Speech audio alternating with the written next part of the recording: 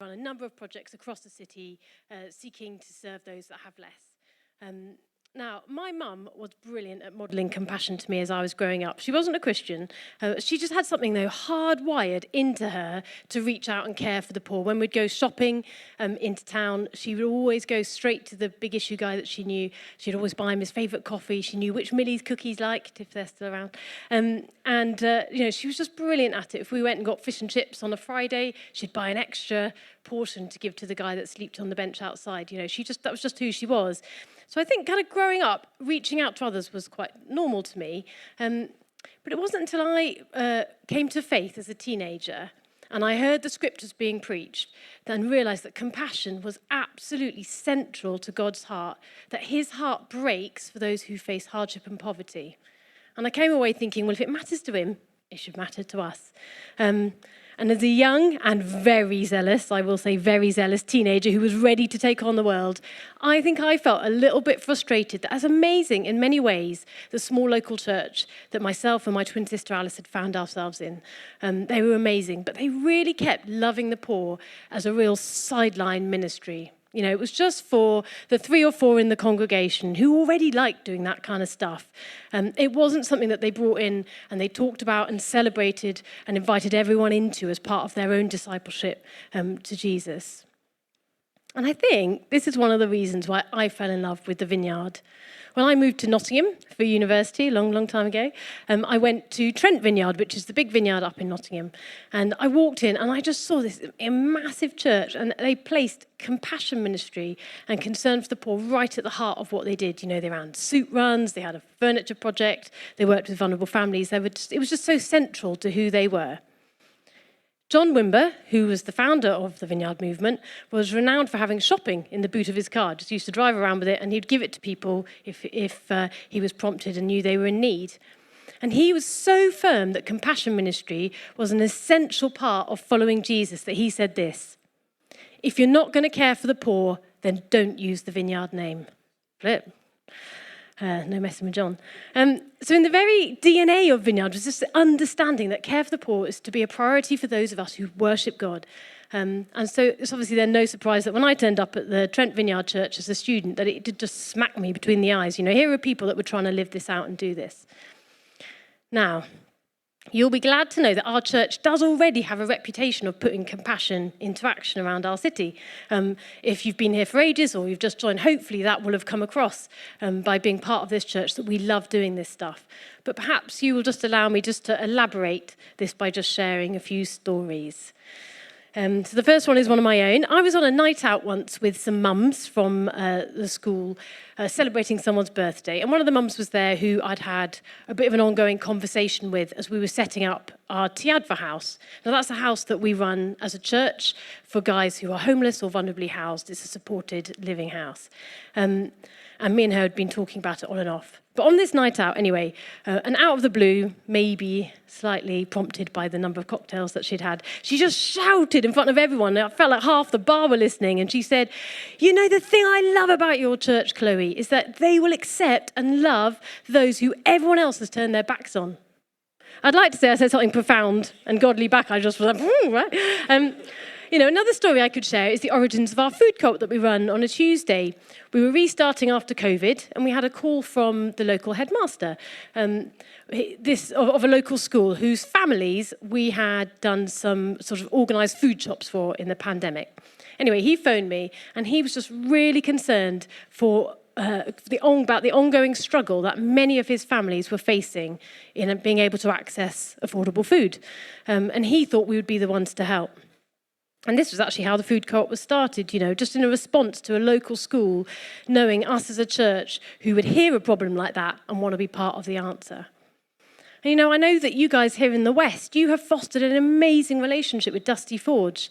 That faithful week in, month out, donating food to them has given rise to so many opportunities for you to partner with them, to bless the families that they work with. And it's a beautiful thing, and that reputation is growing for you guys in this corner of the city. It's just wonderful. It's absolutely wonderful. So this value of courageous compassion is already part of who we are. That's the good news as a church. But today, I just want to remind us of why this is to be so foundational, why it is a non-negotiable and why we want to push into it more. Are you with me? Yes. Now, it is impossible to read this book, the Bible, without capturing how concerned God is for those suffering hardship.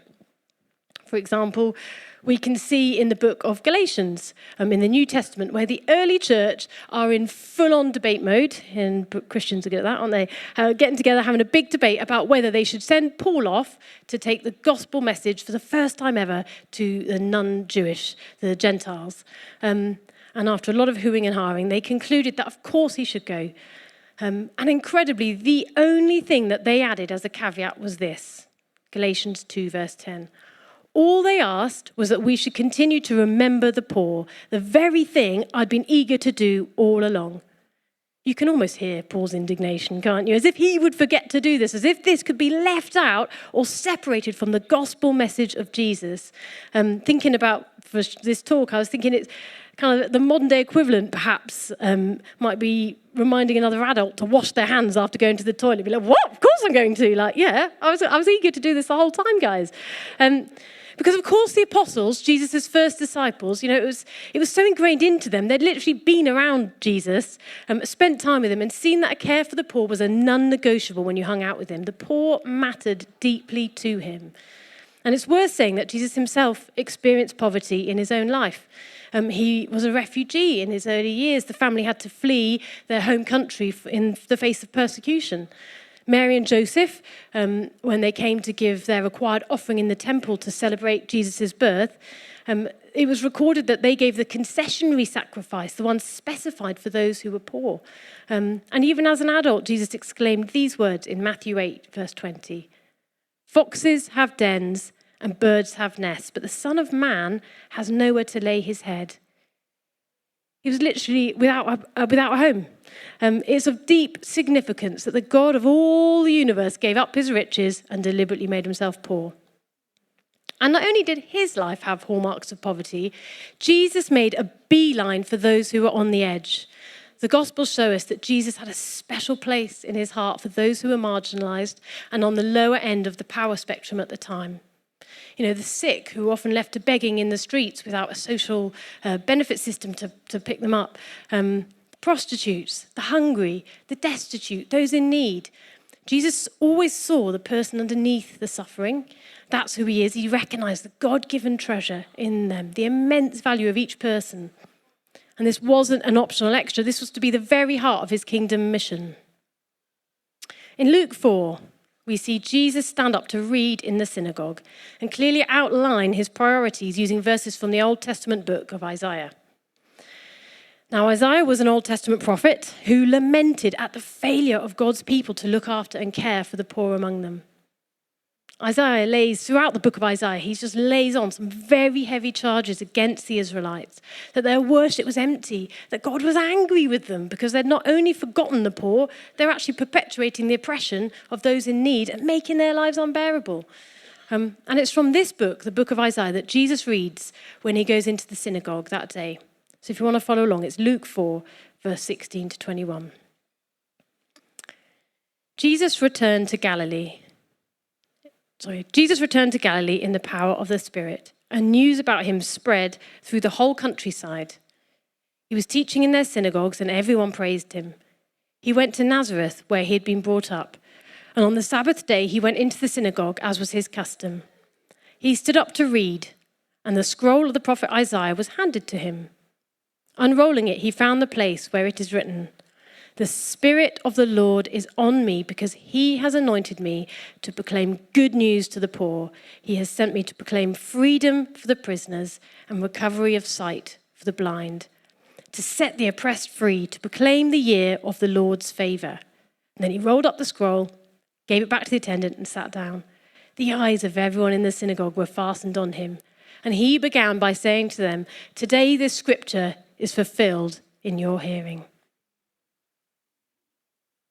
It's kind of like a drop the mic moment, isn't it? Pete Greig, in his amazing book, Dirty Glory, reflects on the significance of Jesus' decision to walk into the synagogue and read these verses from Isaiah. And he puts it like this.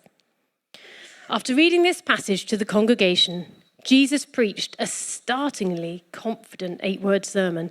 Today this scripture is fulfilled in your hearing. Here is a man who knows beyond any shadow of a doubt that the Holy Spirit is resting upon his life for a very specific purpose, for the poor, the prisoners, the blind, the oppressed. This was right at the heart of the kingdom mission of Jesus, and he modeled this to his disciples to do likewise. They knew how much he loved the poor and that they were called to do the same. The disciples would have heard his parable of the sheep and the goats in Matthew 25, where Jesus judges humankind using their concern for the poor, the homeless, the sick, and the prisoners as a yardstick for how much they have understood the gospel. And he told them, and all believers since, us included, as he finished the parable, that whatever we do for another person in need, we do for him. What a profound mystery that is to get our hearts and our heads around. So Jesus was and is good news to the poor. He identified with them. He fought on their behalf. His first disciples understood this. The Apostle Paul understood this. The early church understood this. And we're going to try and understand that a bit more this morning. Now, myself and Tom, my husband, we have 3 small boys. And when our youngest started school, he came home crying on the 2nd or 3rd day, saying that he'd been pushed over by a bigger boy in the class and bumped his head. And now I was, of course, in equal measures heartbroken and very cross about this. And so I did try to give some sensible advice, like, I'm sure he didn't mean to hurt you, maybe tell the teacher, blah, blah, blah. But I needn't have bothered. I could have saved my words because he had his own way of dealing with it. And he walked into school and next day marched straight up to the boy and looked him in the eye and said, I have 2 big brothers in this school, so you better not mess with me again. I just tell this story to illustrate in some very, very small way that for those who felt small and overlooked then, they could stand tall in the good news that Jesus brings. And this is still true today.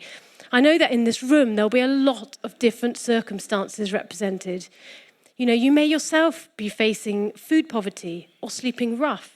You might have come to Cardiff to seek refuge here for you and your family. And do you know what? We would love to pray for you this morning. We would love to talk through any support that we can offer you as your church family. A care for those who have less is part of our kingdom work as a church, part of our kingdom mission as it was Jesus's. Pete Gregg, who I quoted a minute ago, goes on to say this. The call to justice and mercy is the inevitable consequence of a call to walk in the footsteps of Jesus. He lived for the liberation of prisoners and emancipation of the oppressed, and so must we. There is no other way to be a Christian. Perhaps I'm sounding a little too emphatic here, but this really isn't contentious at all. It is biblically, undeniably, and absolutely true that all Christians are called to be messengers of good news to the poor. So I guess the question for us to ask is this. What does it look like for us to be messengers of good news to the poor in our city and beyond as a church and as individuals? And how is it that we're to be courageously compassionate? Now, there is clearly no way I can have an exhaustive list. I will just caveat that. But I do have a few suggestions that I'd love to share, if that's all right. Courageous compassion requires courage. Back in January, I shared at our Restore Vision evening a picture I felt the Lord had spoken to me through. And the image I had was a bit like a huge wave rolling towards the shore, and that there were going to be bigger waves still to come, which I felt was about the time that we are in as a church in a city whose needs are getting bigger and more complex, with bigger waves of need to come, which I know might sound a bit bleak, and also maybe a bit bleak to share that at a vision night. Do not let that put you off coming if we do another one. But we have seen the demand for our help at Restore increase staggeringly over this last year in line with the needs of our city. Just to help give some idea of what the reality of the situation is, let me just paint for you a very brief overview. 1 in 3 children in Wales are currently growing up in poverty. Jackie Peach, who many of you will know, she's in our church. She works hard supporting those seeking refuge here in Cardiff. And she shared with me an updated figure that there are approximately 3,000 asylum seekers at any given time in Cardiff trying to seek refuge, many of whom are living in hotels. The period of time they should be in there should only be a couple of weeks, but they can stay in there for up to 2 years. There's not enough accommodation for them to move into. And that can be one family living in one room for 2 years. They're desperately in need of extra food, clothes, often only having the things that they've come into the UK wearing. They need equipment, English lessons, the whole lot. Trafficking and modern-day slavery, abhorrent realities, they're happening right under our noses here in Cardiff. We also have an increase in homelessness, people sleeping rough. The hostel system is just failing epically to provide a safe place for them to sleep. We're seeing the cost of rented accommodation go up and up. Just makes that problem so much worse. More and more families are having to access food provision across the city because they can't afford to feed themselves or their families. I've been reduced to tears, and I know the team have down at the Tuesday Food Co-op, just hearing that reality of that and seeing that worked out in the families we serve each week. And of course, this is just the situation locally. We're seeing huge problems across our nation and globe, affecting the worst off first and most severely. It's estimated that climate change by 2050 could see 1.2 billion displaced if we don't make massive changes. And I went on to say at this vision evening, and I do want to repeat it again today because it's still true, that in the face of a tidal wave of need and brokenness, we should take courage and remind ourselves that we worship a God who calms the storm. He is above all things. He will have the final word on all injustice, on all hardship, and on all suffering. He wins every battle. We cannot and must not lose sight of this, because it's from this place that we go out to serve the city, remembering that Jesus is good news to the poor, and we cannot be discouraged by the scale of the problem. I'm always deeply encouraged to remember that there are real people at the heart of these facts and figures, and he knows and loves each and every one. There might be those of you who are here this morning that either you're serving in one of our Restore teams, or perhaps you're serving on the coalface of some of this need in our city at the minute, maybe as a teacher or in social services or in the health service. And if you are feeling overwhelmed and dwarfed by the scale of the problem, let's pray for you this morning as well. Number 2, courageous compassion requires sacrifice. This is how we know what love is. Jesus Christ laid down his life for us, and we ought to lay down our lives for our brothers and sisters. If anyone has material possessions and sees a brother or sister in need, but has no pity on them, how can the love of God be in that person? Dear children, let us not love with words or speech, but with actions and in truth. These amazing words from 1 John 3, 16, 18, they remind us that we need to be ready to respond quickly and generously out of our material possessions, to take pity when we see need and reach into our pockets if we can help. It's quite literally a call to love our neighbour as ourselves. It takes courage to give so generously at a time when we're feeling the constraints of the cost of living crisis. Sometimes we have to make decisions to live more simply or go without something ourselves just to free up our finances a little. I love this description of Mother Teresa that I found by Shane Claiborne, who's an American writer, and he'd gone to see her work looking after the poor and leprous in Calcutta. He, that is Shane, shared that one thing he will never forget about her appearance was her feet and how deformed they were. He would stare at them each morning and even wondered if she had contracted leprosy. One day, one of the other sisters explained that her feet were deformed because they get just enough donated shoes for everyone. And Mother Teresa didn't want anyone to get stuck with the worst pair, so she digs through and finds them. And years of doing that had deformed her feet. Years of loving her neighbour as herself had deformed her feet. Now, we are going to be asking in a couple of weeks for you to consider giving some money. As part of the talk, James is going to be giving on outrageous generosity. One of the ways that money will be used will be to help us cover some of the growing costs of our Restore projects. We find ourselves in a time where the cost of living crisis has meant, as I was saying, that more people need our provision, and yet funding opportunities are just much harder to come by. And we need some more money to fill up the shelves of our weekly food co-op. We need some more nappies and wipes and formula milk to give to families in need. We could do with some more money to fund paint and DIY tools for our DIY task force and to cope with the increased costs of running the Yadva house. I know it does take courage to live the way of sacrifice that we see so beautifully lived out by someone like Mother Teresa with her sore, broken feet that literally brought the good news to the poor and suffering. And it will take courage for us too as a church to collectively spend ourselves and our money on those in need of us. But we know, don't we, that we're here in the city at such a time as this. As a slight side, I do like a slight side, the verses from 1 John serve to remind us, I think, of a reminder of why we're doing all of this in the first place. Take us back to the starting place. It's to tell the story of Jesus and put his brilliance on display. I love that phrase, wish it was mine, but it's not. It's John Tyson. But it captures it, doesn't it? Why do we want to be a courageously compassionate local church? Well, verse 18 in those verses from 1 John tell us it's for his brilliance, his redemption story, his love flowing out of us is on display when actions and truth work together. Number 3, courageous compassion requires us to slow down. Golly, this is one for me. The beauty of courageous compassion is when we move on from simply giving items away, although don't get me wrong, we do need this. Amy was down at Grow Baby a couple of weeks ago where the 2 newborn families, brand new babies, they didn't have a single thing for them to put their little ones into, and we were able to respond. So don't get me wrong, we do need to keep giving stuff away. But it's when we can move on past that, past those first needs, and prioritise the much slower and longer term vision of making new friends and welcoming people into our community. Because we just know that's such a big need in our times, isn't it, for people to be known and spent time with. And of course, we want people to meet Jesus in the mix of all that too, don't we, and be invited towards him. Jesus was great at being interrupted and stopping for the people in front of him. I was down at Blend, the coffee morning we run for refugee and asylum seeker families. I was down there a few weeks ago, and I just loved seeing the volunteers sitting around, chatting, lots of tea, coffee, cake, and just spending time with the community down there. A couple of them were sitting playing chess, taking their chess boards. It was really simple, but I could see it meant such a lot to the refugee and asylum seeker families that were down there, who just wanted to be seen and spent time with, many of whom have come to the city with no friends, no family, sometimes not even much English language, and often carrying huge trauma. And they just were loving sitting and having a chat with someone. There was an article written recently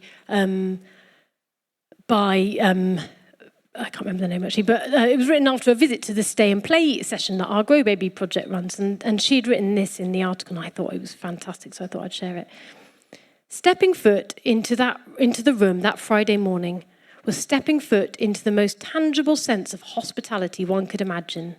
Each person that walks through the door of Cardiff's Grow Baby are finding a community who will welcome and host the whole of them, who will weep with them when they're weeping and celebrate with them when they're celebrating. It's a beautiful thing. And lastly, courageous compassion requires risk. Goodness, sometimes to be courageously compassionate, we need to step outside our comfort zone a bit, take a bit of a risk. It can be quite daunting to help other people. We may feel like we're woefully inadequate to help. I know I often do. But thinking about this one, I actually think the vision for our Tiadva house is a great example of this. We provide a space in a house for guys who are, on paper, are fairly risky residents, recently come out of prison, not a brilliant record of paying bills and that sort of thing. But we love the fact that we get to do the day in, day out plod against these guys who've had difficult lives, and they just need someone or a community to take a risk on them and help them move on with their lives. Do you know what, right now we could actually do with some more people who will take a risk personally on these guys. We need landlords, if there are any of you here, to let them properties to move out into. We need business owners to provide job or intern opportunities. We need people to give them teaching, life skills, maybe even come down with you to your allotment and help you pull your carrots out. I know, whilst I have talked a lot today about our Restore projects, because I flipping love them, I'd be in the wrong job if I didn't. But being courageously compassionate, of course, is not about a ministry, but it's about being a compassionate person. And the reality is we are currently in need of a lot more volunteers in our Restore project. If you want to have time to give, we'd love to get you stuck in. Just come and talk to me or Amy, or Anna and Mark, or you can go on our website and find out a bit more. But the challenge is bigger than that, isn't it? It's for you and me to seek out God's heart for the poor and live this out, to make sure that a real concern for those with less is woven into our everyday lives. So the question is this: what does it look like for you and for me? Maybe for you it's to be like John Wimber, and you could keep some food in the back of your car ready to give to someone you think needs them. Maybe you could buy some £5 Greggs vouchers. So when you walk past someone in the city, you can give them a £5 voucher to go and buy some lunch or a steak bake. Maybe it's to support one of the many charities who work to alleviate poverty overseas. I haven't even touched on that today, but there's some amazing groups, Christian groups. I love Tear Fund, who are working so hard to relieve suffering overseas. Maybe it's just to make some decisions, just to live life a little bit more simply for a bit, and then you've got a little bit of extra cash to give away when prompted. You know, I love all the stories I get to hear on a weekly basis in Leading Restore. It's one of the massive perks, but I'm hungry for more. More stories of what he's doing in Restore, more stories of what he's doing in the prison. We're going to 3 prisons now on a Sunday each month, serving the inmates there. More stories of what he's doing in the local area, like with what you're doing at Dusty, you know, as a community, embracing being courageously compassionate. More stories of the church being Jesus' hands and feet. And let's remember, if nothing else, that Jesus said that whatever you do to help a brother or sister in need, you do for him. Shall we stand?